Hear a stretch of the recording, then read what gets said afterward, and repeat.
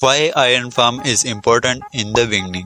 Mostly gamers को ये need होती है कि वो स्टार्ट में ही एक एफिशिएंट आयरन फार्म बना लें because iron farm is important, right?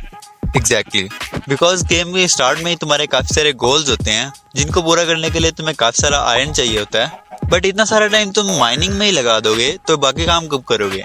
और जो आयरन तुम्हें माइनिंग से मिलेगा वो कितना ही होगा, लाइक 1 स्टैक 2 स्टैक और मैक्सिमम 4 स्टैक। बट इससे अच्छा आइडिया ये है कि तुम वो टाइम जो तुम माइनिंग में वेस्ट करोगे तुम एक विलेज को फाइंड कर लो और विलेज फाइंड करने के बाद तुम एक अल्टीमेट आयरन फार्म बना लो which is a way more better than mining because वो फार्म सिर्फ तुम्हें आयरन नहीं देगा, वो तुम्हारे विलेजर्स को भी सेव कर देगा। अब कुछ लोग ये सोच रहे होंगे कि क्या विलेजर्स को सेव करना इम्पोर्टेंट है, इतना इम्पोर्टेंट कि उसके लिए पूरा एक फार्म बना दिया जाए? So the answer is yes.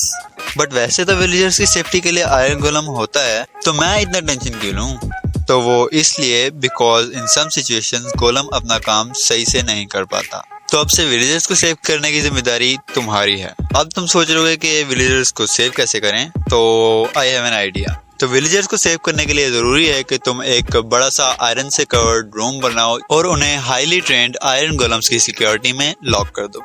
वैसे तो तुम्हें ये एक जोक लग रहा होगा, बट इस फार्म को बनाने के बाद तुम्हारे लिए ये कर पाना इतना सारी मुश्किल नहीं रहेगा।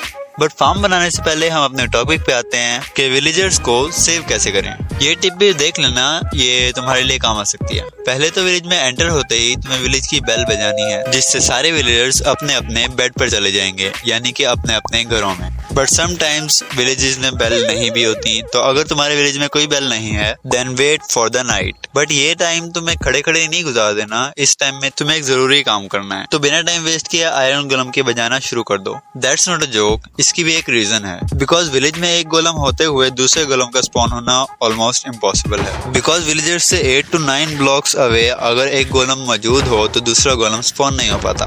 तो आखिर इस मासूम को मारे ही क्यों? Any reason? यस, बिकॉज यही मासूम तुम्हारे बहुत ज्यादा काम आने वाला है, इनफैक्ट मुझसे भी ज्यादा।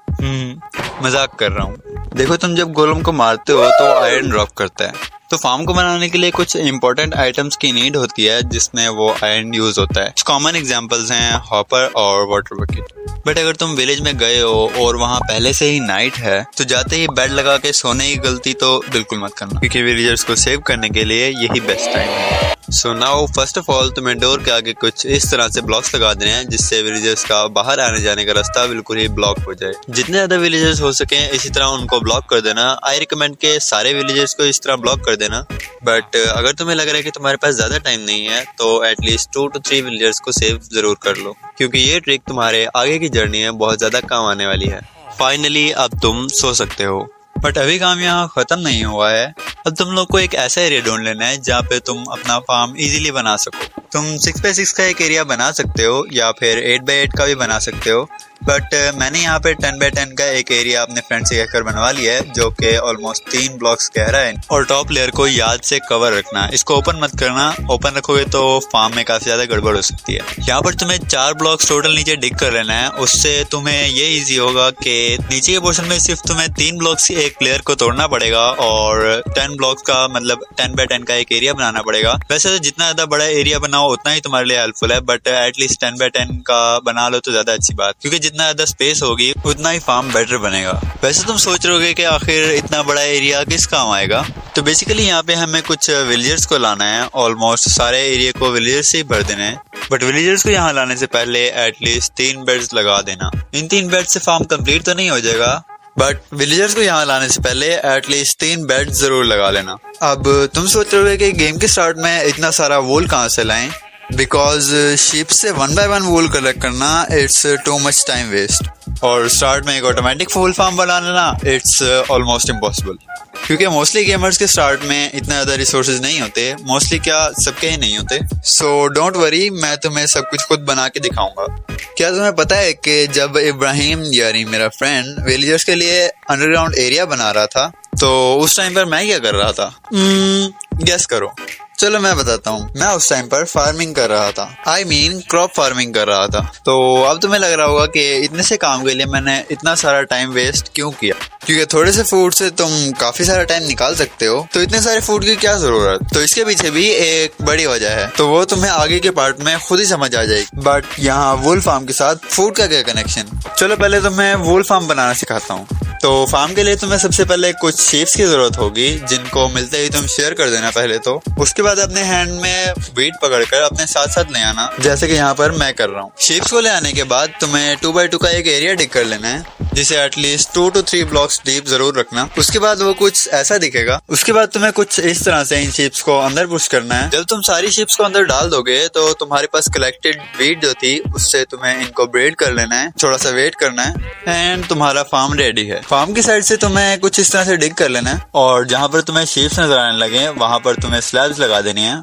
अपने नीचे के ब्लॉक्स पर भी स्लैब्स लगा देना, और सेम प्रोसेस बाकी साइड्स पर भी कंटिन्यू कर लेना। इसी के साथ तुम्हारा वूल फार्म बिल्कुल रेडी है, and it's time to collect the वूल।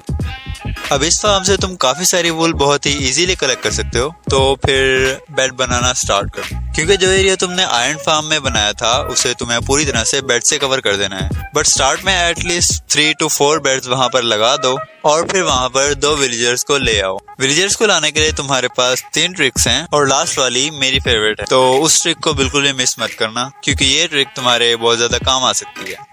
चलो बात करते हैं ट्रिक नंबर 1 के बारे में। तो इसके लिए तुम्हें एक बोर्ड चाहिए होगी, जिसे तुम्हें एग्जैक्टली उस घर के डोर के आगे लगा देना है जिसमें तुमने अपना विलेजर टेम्परेरीली सेव किया था। फिर डोर के आगे के ब्लॉक्स को तोड़ देना। इससे तुम्हारा विलेजर बाहर आते ही बोर्ड में बैठ जाएगा। अब तुम इस विलेजर को इजीली कैरी कर कर कहीं भी ले जा सकते हो। बट मुझे ये ट्रिक कुछ खास नहीं पसंद, क्योंकि इससे तुम सिर्फ प्लेन सरफेस पे ही मूवमेंट कर सकते हो। तो सेकंड ट्रिक के लिए तुम्हें माइंड कार्ड की जरूरत पड़ेगी, और कुछ पावर ड्रिल्स की भी। मेरे पास अभी इतने रिसोर्सेज नहीं है, बट नेक्स्ट किसी वीडियो में मैं जरूर तुम्हें उसका भी ट्यूटोरियल दे दूंगा। बट इस ट्रिक को तुम सिर्फ तभी यूज कर सकते हो जब तुम्हें किसी लॉन्ग डिस्टेंस पर जाना हो। शॉर्ट डिस्टेंस के लिए भी कर सकते हो, but I don't recommend this, specially in the beginning. तो शॉर्ट डिस्टेंस के लिए जो बेस्ट ट्रिक है वो है बेड से। इसके लिए तुम्हें सिंपली एक बेड प्लेस करना है जहां पर विलेजर सो रहा होगा। उस बेड को फिर तोड़ देना, और थोड़ा ही दूर जाकर उसको दोबारा से प्लेस कर देना। बट याद रहे कि करीब में कोई और बेड ना हो, नहीं तो विलेजर हो सकता है कि उस बेड पर चला जाए। बेड को दूसरी जगह प्लेस करने के बाद विलेजर जब उस बेड पर आकर सोएगा तो उस बेड को दोबारा से तोड़ देना, और उसको थोड़ा दूर फिर से प्लेस कर देना। बट ये ट्रिक सिर्फ नाइट में ही काम करती है, बट ये इतना ज्यादा प्रॉब्लम नहीं होता। तो विलेजर खुद ही खुद उस जगह पर आ जाएगा जहां पर तुम्हें उसे पहुंचाना होगा। मुझे तो शॉर्ट डिस्टेंस के लिए यही ट्रिक अच्छी लगती है। बाकी तुम अपना फेवरेट मेथड कमेंट में जरूर से लिख देना। अब तुम्हें इस ट्रिक को यूज करते हुए एटलीस्ट 2 to 3 विलेजर्स को फार्म तक ले आना है, और जो फूड तुमने फार्मिंग में कलेक्ट किया था वो इन्हें दे देना है। बट एक बात को माइंड में रखना, जब तुम विलेजर्स को अंदर ले जाओ तो एंट्रेंस पॉइंट पर एक ट्रैप डोर याद से लगा देना, वरना इस छोटी सी मिस्टेक से तुम्हारी सारी मेहनत बर्बाद हो सकती है। ट्रैपडोर बेसिकली ये काम करेगा कि तुम्हें अंदर तो आने देगा, बट विलेजर्स को बाहर जाने बिल्कुल नहीं देगा, बिकॉज तुम्हारे अलावा इसे कोई भी मॉब क्रॉस नहीं कर पाता। और ट्रैपडोर के ऊपर एक फेंस गेट भी लगा देना, इससे तुम्हारा रास्ता रोकना बिल्कुल बंद कर देंगे। तुम्हारा आधा काम तो यहीं पर ही हो गया है। अंदर साइड पर एक छोटा सा फार्मिंग एरिया भी बना लेना, जिससे फार्म ऑटोमेटिकली विलेजर्स को ब्रीड करता रहेगा। बट यहाँ पर एक कॉम्पोस्टर लगाना बिल्कुल मत भूलना, इससे तुम्हारे विलेजर को जॉब नहीं मिलेगी और वो फार्मिंग एरिया बिल्कुल यूजलेस रहेगा। अब बाकी के टाइम में तुम्हें बेड्स की अमाउंट को कंप्लीट कर देना है। तो फाइनली अब बारी है मेरे फेवरेट पार्ट की, which is making a killing chamber. मुझे नहीं पता ये पार्ट मुझे इतना अच्छा क्यों लगता है, but really I like it. May be ये पार्ट मुझे इसलिए पसंद हो क्योंकि इस पार्ट में मैं तुम्हें आयरन कलेक्शन सिस्टम बनाने का तरीका बताऊंगा, और उसके अलावा उसे किलिंग चैम्बर के साथ कनेक्ट कैसे करना है ये भी करके दिखाऊंगा। मैंने यहाँ पर एरिया सारा क्लियर कर लिया है, और इसी साथ हमारी फर्स्ट चेस्ट प्लेट भी रेडी है। इब्राहिम ने अपना आर्मर और मेरी चेस्ट प्लेट माइनिंग से कलेक्ट करके दिया है, और ये हमारी फर्स्ट बड़ी अचीवमेंट है।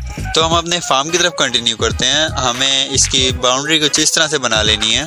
तुम्हें हर साइड पर 2 ब्लॉक्स ऊंची एक दीवार बना लेनी है, जिसे कंटिन्यू करते हुए तुम्हें एक बड़ा सा एरिया बना लेना है। तो यहाँ पे मैंने अपना सारा एरिया क्लियर कर लिया है और चारों तरफ एक बाउंड्री भी बना ली है। अब बारी है एक वाटर फ्लो बनाने की, जिससे गोलम स्पॉन होकर तुम्हारे किलिंग चैम्बर की तरफ ऑटोमेटिकली फ्लो होता हुआ आ जाएगा। इसके लिए तुम्हें एक वाटर बकेट चाहिए होगी और उसे 2 बार रिफिल करना होगा। अब तुम्हें इस पानी से एक ऑटोमेटिक वाटर रिसोर्स बना लेनी है कुछ इस तरह का पैटर्न यूज करते हुए।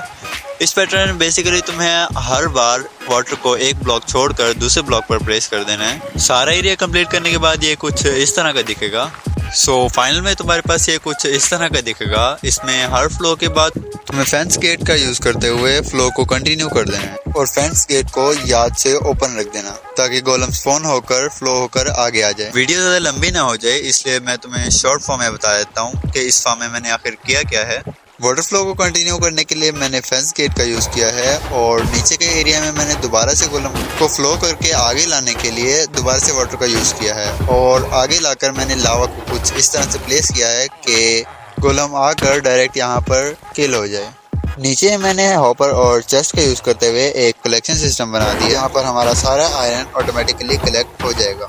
इसी के साथ हमारा आयरन आर्मर पूरी तरह से कंप्लीट हो चुका है और अगर तुम्हें किलिंग चैम्बर की कंप्लीट गाइड चाहिए तो उसके लिए वीडियो का लिंक तुम्हें डिस्क्रिप्शन में मिल जाएगा, जाके देख लो। मिलता हूँ तुम्हें वहीं पे, तब तक के लिए अल्लाह हाफिज।